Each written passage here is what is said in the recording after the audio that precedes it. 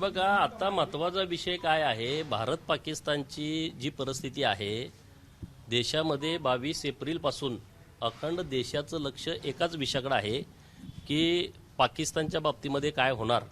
त्यांनी ज्या पद्धतीनं 26-27 हिंदू पर्यटकांचा धर्म विचारून त्यांच्यावरती गोळीबार केला आणि त्याच्यानंतर अख्ख्या देशाचं लक्ष तिकडे लागलेलं आहे. त्यामुळं आजही ती परिस्थिती निवळलेली नाही आणि त्यामुळं माझ्यासारख्या कार्यकर्त्याला देश प्रथम आणि बाकीचे विषय नंतर अशी माझी भूमिका आहे.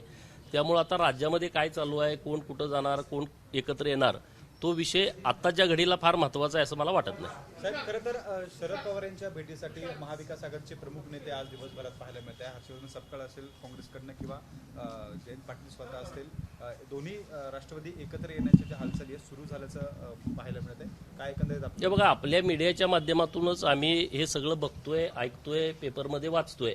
आता अधिकृतपणे ह्याच्यावरती शरद पवारच बोलू शकतील किंवा अधिकृत राष्ट्रवादी अजित पवार गटाच्या वतीनं सांगितलं जाईल की नेमकं काय चालू आहे.